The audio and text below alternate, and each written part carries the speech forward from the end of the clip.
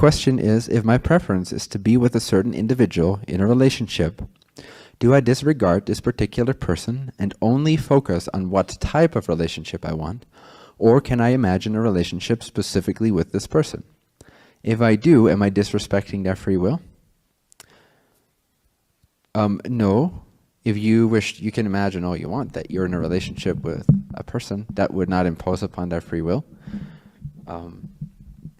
So just to have that answered, no.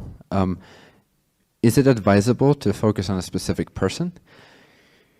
Depends on the scenario. This is a little tricky to comment on universally. In my experience, sometimes either one has been the case.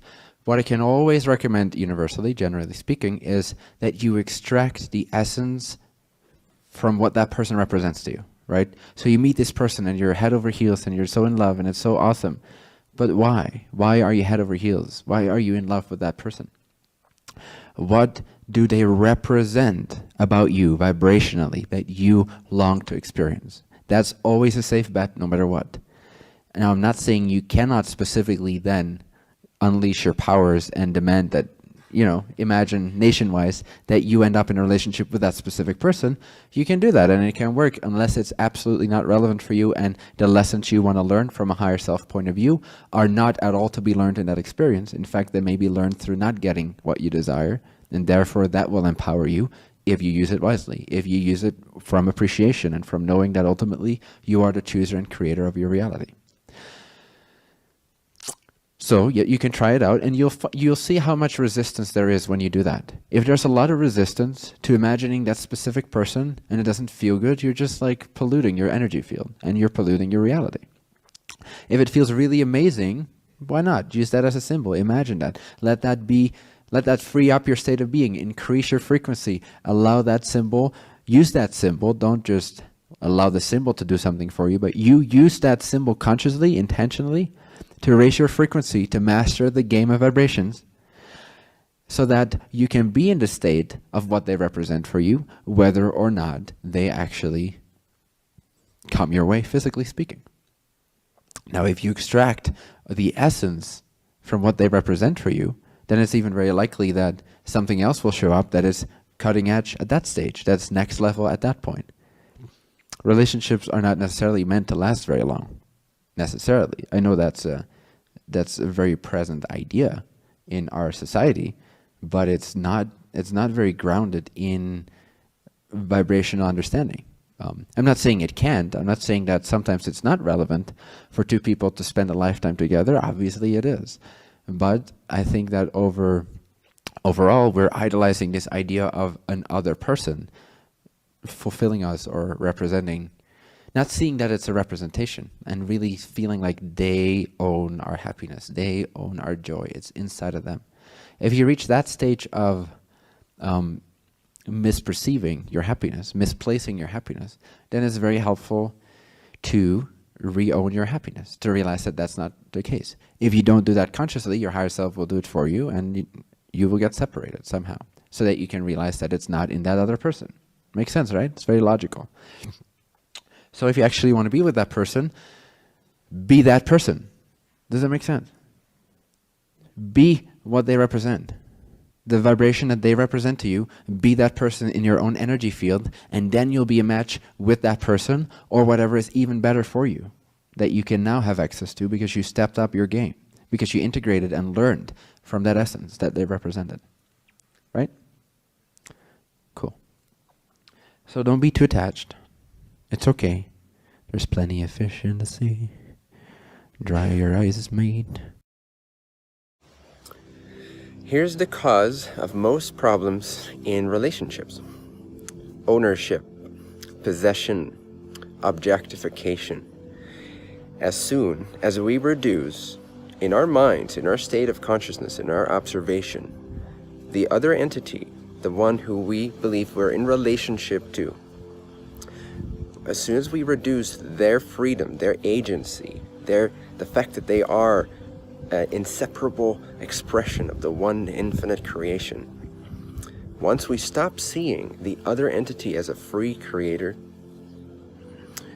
we will automatically think of them, whether we want to or not, as an object in our game, in our plan, in our strategy to get domination over others, to get security, safety, comfort, pleasure, have our needs met, and all that. So the best way to restore this is to be really radical with yourself and say, I'm causing so much suffering in my relationship, and my relationship is causing me so much suffering. The only wise thing to do is to grow up. And growing up means that I have to get really, really real with myself and why I'm in this relationship and how I treat in my mind, not even just physically, that's after, not even just verbally, that's after, how I treat this person in my mind. And if I mistreat them in my mind, if I see them as an object in my game, even a little bit, if I think they owe me anything, if I think that they are responsible for my well-being to whatever extent, even if it's just a little bit, I am abusing the free creator that's over there by reducing them to an object in my game. That's not love. It's got nothing to do with love. Relationships are a man-made fabrication. There's no evidence, there's no proof in the actual isness of existence that a relationship is an actual thing. Just like the whole universe is quiet, except in our minds. A tree doesn't call itself a tree. Those stones don't call themselves stones. A body doesn't call itself the body. The universe, if you learn to listen without your mind, is completely quiet. A relationship is a label, it's a definition that comes with a host of assumptions and ideas that are all rooted in human insecurity. To love another means to work on your insecurities to the point where you no longer need them for your well-being and you only wish them well. And so you know that your integrity and your love is restored once you can look at that entity and see them as the creator, see them as the one infinite creator, see them as this free expression of the one infinite creator, not in any way, shape, or form to whatever extent as your object. No possession, no objectification. That's abuse that starts in the mind, and then that will bleed into your relationship. All difficulties in relationships are abuse. They are a result of mental abuse first and foremost. It's a harmful way to see another entity. It's to see them as an object that owes you something. You're not entitled to anything from anyone. So, unconditional love, my friends, it's a radical step. But once you see how fucked up your relationships are without it, you will grow up. You will make that tough choice to prefer unconditional love over your selfish needs and desires. And then, when your purity, your integrity towards your soul, towards God, towards the Creator within, towards other selves, seeing them as the Creator, has been restored, you will feel your purity return, and this purity now becomes the fountain of your well-being, the fountain of your energy, the fountain of your creative energy, the fountain of your happiness, the fountain of your generosity.